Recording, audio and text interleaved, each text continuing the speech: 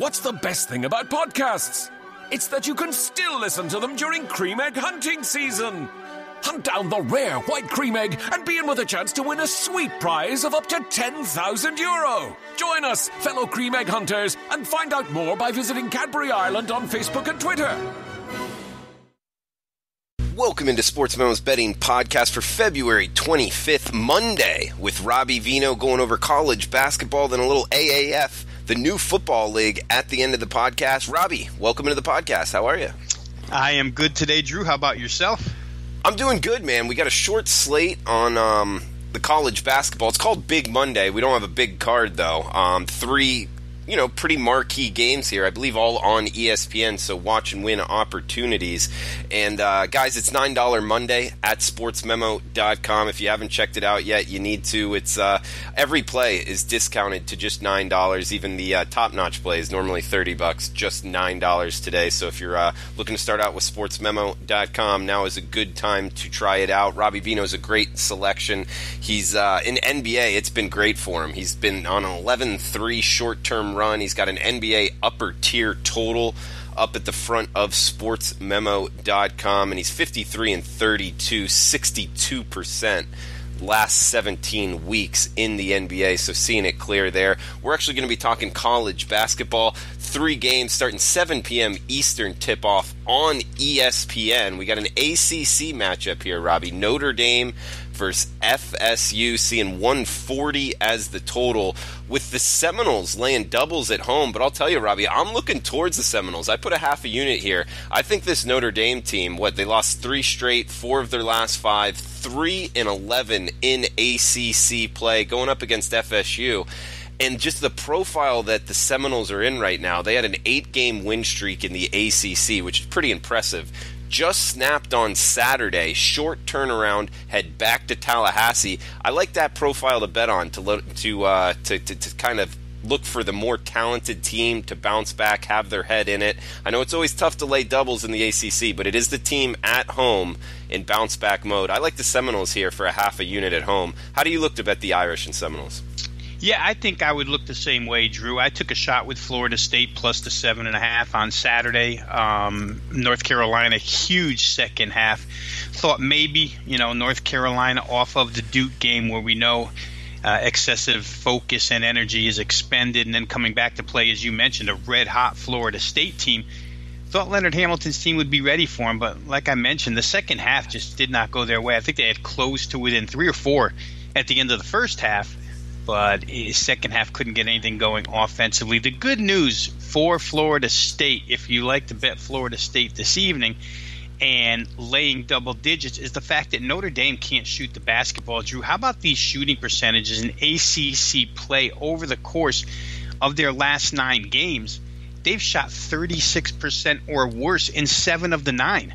And this team just can't get it in the basket. And Florida State, as you mentioned, in bounce-back mode here at home. These Saturday, Monday games are tough because of the short turnaround, and teams that have to travel, it becomes a little bit of an issue as well. But for Florida State being the home team here off of their travel back from North Carolina, not much. Could be a little more difficult on Notre Dame. But still, I would look as the main angle to this handicap as fundamentally Notre Dame being unable to score the basketball, Florida State being a very good athletic defensive team, and probably ready to unleash a little bit offensively after a 59-point performance on Saturday. So I think a lot of fundamentals add up for the FSU team here. The only thing you concern yourself with in these particular instances is, were they so jacked up for North Carolina and come back home a little bit deflated because they weren't really in the game in the second half and wind up losing by, double digits? Did that deflate them a little bit to where they don't get going from the opening jump here in this game? That would be the concern in a situation like this, but I'd much rather have the Florida State side. Like I say, Notre Dame, Mike Bray's had to put it together with paper clips and string this year, and it just hasn't worked. Saturday's game against Virginia Tech minus Justin Robinson, another indicator. They lose by 8 as only plus 4.5. This team just hasn't been getting it done whatsoever. Robbie, heading to the Big 12, the next game up, we got ESPN 2, 8 p.m. Eastern tip in Hilton Coliseum in Ames, Iowa, 863-864 on the rotation number, Oklahoma, Iowa State. Iowa State laying 8.5 at home, 143.5 the total. How would you look to bet the Sooners and Cyclones here today, Robbie? Yeah, this is a little bit of a contradiction if you're looking at either side here. I think you can make back and forth arguments either for or against Oklahoma, for or against Iowa State, which makes it a difficult side handicap. But let's start with Oklahoma, which everything we read yesterday and this morning is how Oklahoma has taken on what a lot of teams across the country are taking on right now for an attitude, which is sheer desperation. You want to get into the tournament so bad, and now's go time for those teams that are on the so-called bubble. For Oklahoma, it's been back-to-back victories. They're happy with themselves for putting together a 2-0 win streak here, looking for 3-0 in somewhat of a revenge spot here tonight against Iowa State. Iowa State goes to Oklahoma first time around in this series, and they win 75-74. But the shortcomings for Oklahoma, Drew, and I can accept all of that. It's a team under Lon Kruger that played real well in non-conference, then stumbled during conference, and now they're picking it up again. I can get with, they're playing desperate basketball. We see that a lot in those teams. They have a certain amount of energy in the tank, 1 game, 4 games, 8 games, whatever. Eventually it runs out, but Oklahoma seems to be in the midst of a decent run. The problem I have with them is, Saturday they're at home against a Texas team without Kerwin Roach. We talked about it on Friday's podcast, and they're life and death with Texas the entire way. That game got bet up maybe 4.5, I think, is where that thing closed. And Oklahoma really struggled with Texas. So, yeah, it's a victory, but I think it was below expectations. I think if Oklahoma was really red hot to go along with desperate right now, I'd have more respect for the OU side in this game. But I don't see them as being a hot ball club coming in here off of 2 straight wins. For Iowa State, desperate from a different situation. They've lost back-to-back games. They're trying to figure things out right now because they've been streaky. They're as talented as anybody in the Big 12 other than at protecting the rim. And they seem to go into these hot and cold spells, and head coach Steve Prohm can't figure it out right now.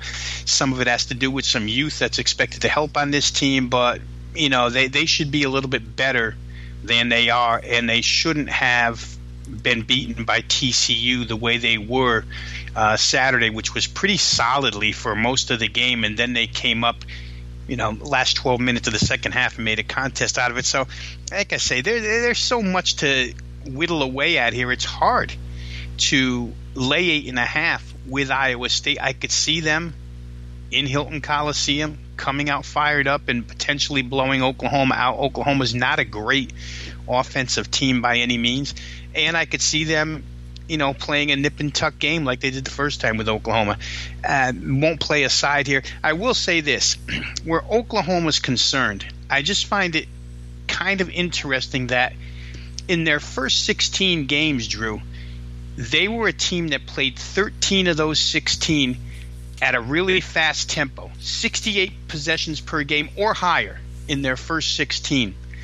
Since that, they've played 11 games, and 9 of those 11 have been 67 possessions or less. Now, when they were playing faster tempo, they were 12-2 with 2 pushes against the spread, and they were predominantly an under team, 11-4 to the under. But since it's been slowed down, they're mediocre, 5-5 against the spread, 6-5 to the over. A lot of that's attributed to, for folks who watch the Big 12, the fact that the Big 12 is just kind of a grinded-out league. You can't think of many teams in that league that like to go up and down the floor, maybe aside from Kansas. It's kind of a grinded-out league. So maybe the possessions have to do with that, but I just find it interesting that since Oklahoma's been slowed down, they've been less successful against the spread, and their trend toward under has become a little bit different, a little more mediocre. We'll see how this one goes. Even the 143.5 total, I have a little trouble with, although when closing on the total, I'll say this. These two teams got 149 the first time, which would be good if you're playing over tonight. And they did it without doing much at all. They didn't have any free throw help in that game. I mean, one team went to the line 12 times. The other team went to the line 10 times, I think. So there was no help from the free throw line. And there really wasn't a ton of help percentage-wise from the field or from three-point land. They made 19 threes combined, but the percentages weren't high. If you can get to 149 without any help from free throws in a one-point game where you would think that, free throws should help, then maybe you can get over 143 and a half. We'll have to see how this one goes. You have to note that the first game was 75-71. Iowa State was a 3.5-point favorite, 146 the total. They're winning 75-71. At the buzzer, Oklahoma hits a three, changes the point spread outcome, changes the total outcome with a buzzer three. So that's how close they were the first time around. Robbie, wanted to ask you, do you know what the Kansas State-Kansas rivalry is called? The border war, right? No, that's Missouri. Nope, wait a minute. Now you got me there, Drew, right off the top of my head. It's I believe they play for the Governor's Cup. Is that correct? Oh, okay. Yeah, you know what? Honestly, I don't know the answer to that one. Having a son who went to Missouri, I know all the conflicts between Kansas and Missouri, but in-state, I'm not so sure. Yeah, they play for the Governor's Cup. I believe it's called the Sunflower Showdown, Kansas State versus Kansas. Either way, 9 p.m. Eastern tip in Allen Fieldhouse in Lawrence, Kansas. Rotation number 865-866. Looks like 133 the total. Kansas -5 at home. I'll tell you, Robbie, Dean Wade looked healthy last time out. 40-point victory for Kansas State. Well rested, going on the road here against their in-state rival. Catching 5. I think Kansas State is the side. How do you view it? Yeah, well, they were the first time around, that's for sure. And it's pretty fresh in our memory because it was only on February the 5th when they met for the first time. It was a big deal that night. Kansas State in that game were slight favorites. Cover the spread. The total was right around the 132 mark, and it went over 141 with a big second half, a 78-point second half between these two, which is uncharacteristic a little bit for K-State, although there have been games here or there, scattered games, where Kansas State has played really good offense. The Dean Wade situation, like you just mentioned, Drew, is big. We thought he was going to be out when we talked about him last week, but he played in that particular game and then played again Saturday, and will be on the floor tonight. So that helps K-State. First time around, Dean Wade had 12 points. Barry Brown Jr., 18 points. Xavier Sneed, 14 points. So the big three for K-State did their job. And for Kansas, in that meeting just 20 days ago, they had LeGerald Vick on the floor. They don't have him on the floor right now. So that is a subtraction that Kansas is trying to overcome. They got absolutely mauled by Texas Tech on Saturday afternoon. So for KU, this becomes a game of real importance. I would lean toward them in this game, but I don't know that they'll be able to cover the number of 5 points here that we see now. I think it opened 3, shot up to 5. Kansas State very good defensively. Of course, whenever you back K-State, you always worry, especially on the road, about an offensive drought, which in Allen Fieldhouse could really be a problem for you if you go through any type of drought there, because Kansas can hit you with those spurts if they happen to be on from 3. If Dedrick Lawson is on, you could find yourself out of the game in a quick 4-minute span. So there's a lot to consider here. I do think Kansas is the right side, though. I think they'll come back from the first time around and win this game. K-State on paper, the better squad. I think situationally it favors Kansas here. Power ratings in this game showed that KU should be a 3-point favorite, which is basically where it opens. So the money really loves Kansas here. We'll see if it's right or wrong, but not a strong opinion here, Drew. The 133 is a little bit problematic as well, although if I were going to bet the total in this game, I'd probably play this one over 133 for the simple fact that I usually expect the home team to dictate tempo for the majority of the game. the better part of the 40 minutes. So for KU, anything over 20 minutes of up-tempo I think could happen here tonight. We'll see how it goes. Kansas State, very veteran team, but I think KU might be the right side here tonight. Guys, we're talking to Robbie Vino. Follow him on Twitter at Rob Vino Sports. Myself, Drew Martin at Drew Martin Bets. Just hit 3 college basketball games on tonight's betting slate. Robbie, the AAF, the new football league here, it's off to a good start ratings-wise. I'll tell you, I was watching the game Sunday night, Logan Woodside. They were struggling on offense. It was kind of interesting, surprising, I will say, as far as seeing him run an offense, and it's not going up and down the field, hitting deep slants for touchdowns. They were kind of muddling there on offense, and I just thought that was kind of interesting to see. I'm used to him kind of tearing up the MAC defenses, but having a little trouble here in the new football league. What did you observe this weekend, and anything you're looking to bet going into next weekend's games?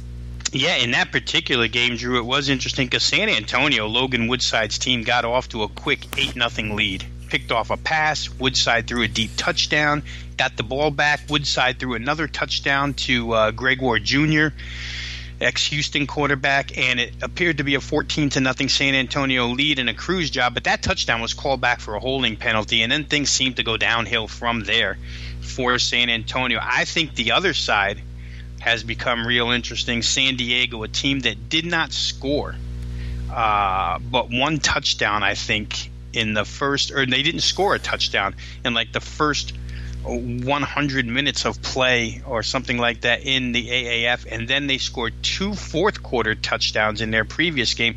And this game, really, Mike Martz's offense started to open up behind Philip Nelson, ex-East Carolina head coach. That team in particular, San Diego, one quote that should be taken from that game from the head coach himself, Mike Martz, was he believes they can run the football on anybody. And they proved it with an 83-yard touchdown run in that game last night, ran the ball good against San Antonio. Like I say, Nelson has really picked up the offense for that team. So they could be a handful. I think a couple of things here, Drew. One regarding red zone. For anybody who watched Atlanta against Birmingham, you'll see that Atlanta actually outgained Birmingham in that contest by 110, 120 yards, something like that, and they were up and down the field first half constantly inside the 10-yard line twice in their first 2 drives, but only came away with 1 field goal.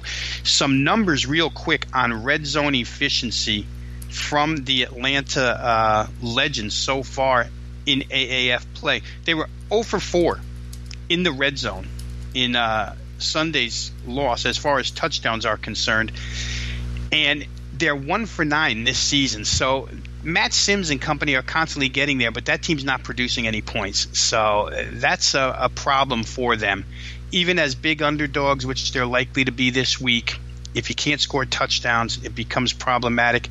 There was a quarterback change in Memphis, which should be noted. Christian Hackenberg finally benched by Mike Singletary on Saturday, and all of a sudden Zach Mettenberger, the ex-LSU quarterback, comes in, and they score 17 points in the second half.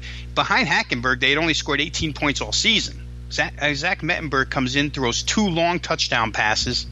They score 17 points. They get a cover against Orlando. So going forward, you might want to consider Memphis, not only from a side perspective, but also maybe from a totals perspective now, because it looks like they become much more of a scoring team than before, where you could look at them and say under. Now you have to look at them and say, well, they're going to put points on the board, maybe over. They have a big game here this week coming up at home.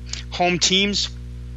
San Diego's made the most of the home field the last couple of weeks. We saw Salt Lake at home in their rematch against Arizona get their first win of the season. So home field has been big in the AAF as well.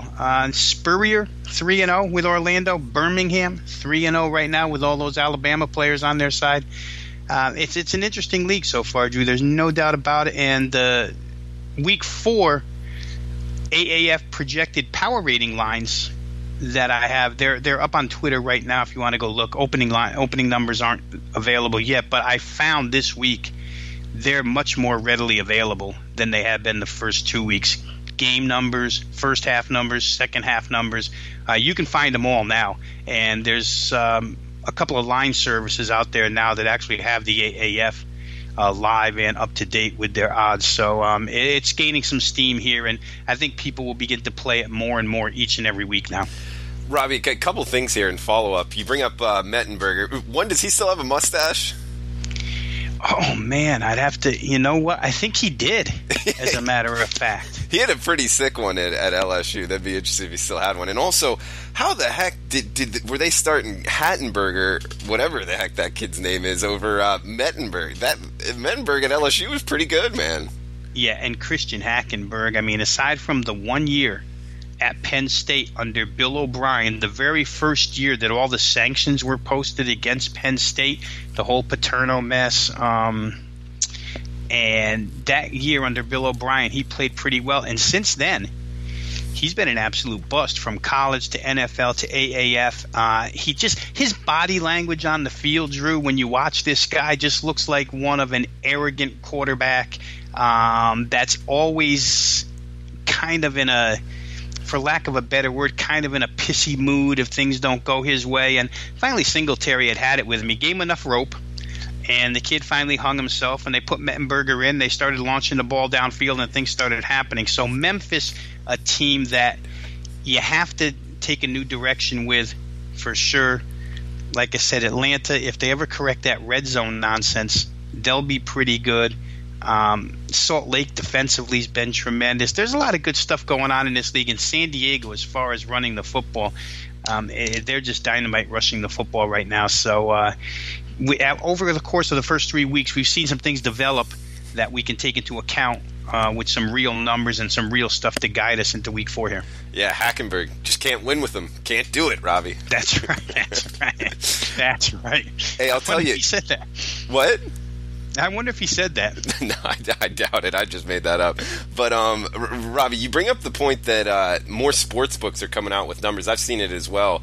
I think this league's going to stick, man. I think that they've done a great job, just management, organizational. I mean, some of these names, like we just threw out Logan Woodside. I can't believe he's not in the NFL. There's other guys that, in my opinion, will be playing and contributing in the NFL next year. How do you feel about that? Well, I know this much from reading some articles that after the results of week 1, phone calls from NFL organizations to AAF organizations had started on a few players, a couple of defensive players, and there's an offensive tackle for Atlanta named John King IV who's drawing a lot of NFL attention. So the attention has already started because this particular league is strategically placed, I might add, in a time of year that will allow these guys to play an entire season, and then when it's over, get invited to NFL camps, I think is real big as well. So we'll see a lot of guys get invited, and if they can make a roster, good for them. They've taken advantage of their opportunity. But I'm with you, Drew. I think that this league knows their boundaries. They're not trying to go against the NFL head-to-head. They're trying to supplement the NFL with talent. They're trying to supplement the public's appetite for football year-round. And I know for me it works, and I think for a lot of other people at this point in time it works. Yeah, Robbie, it's exciting and it's fun to watch. I think it will be around for years to come. It will also be interesting for, I would say, preseason betting, as far as if one team gets a bunch of these guys kind of already in, mid-season form, right on, just agility-wise and everything. That could be a team to bet. Do you see anything there? Yeah, I think that, when we go through preseason weeks 1 and 2, the desire for the guys that are currently listed down on the depth chart to play hard is magnified in regular NFL games. But you take a couple of these guys from the Alliance, especially if they're skill position players, and you place them in that situation wanting to get back to the NFL, I think that desire might be even stronger. So you could be right there, Drew. You have to keep a little note of who or which roster has taken AAF players onto their team, and maybe at that time it can be something we can look at and use as a little bit of a handicapping edge. I'll say one thing about this league real quick.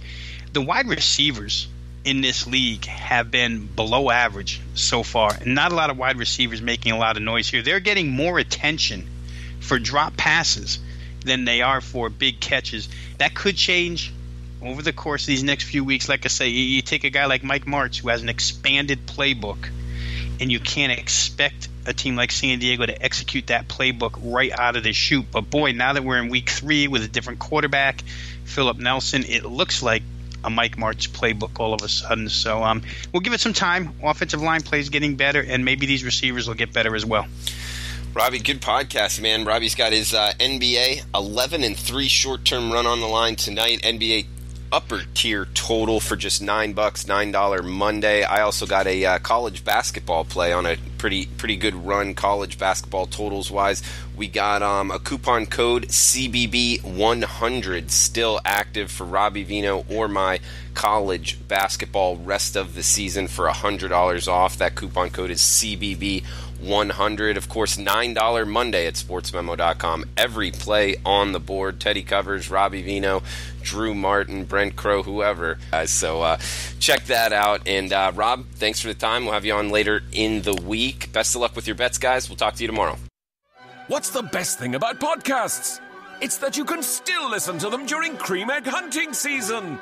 Hunt down the rare white cream egg and be in with a chance to win a sweet prize of up to €10,000. Join us, fellow cream egg hunters, and find out more by visiting Cadbury Ireland on Facebook and Twitter. You deserve a current account that isn't all take. That's why at Unpost, we're doing 30 for 30. Just open an easy-to-use current account with us, lodge €30, and we'll give you another €30 for free. To open a current account that gives, pop into your local post office today or search Unpost Current Account. Terms and conditions apply. Offer ends March 31st, 2019. See smartaccount.ie for details. Unpost is authorised by the Minister for Finance to provide payment services and is regulated by the Central Bank of Ireland in the provision of such services.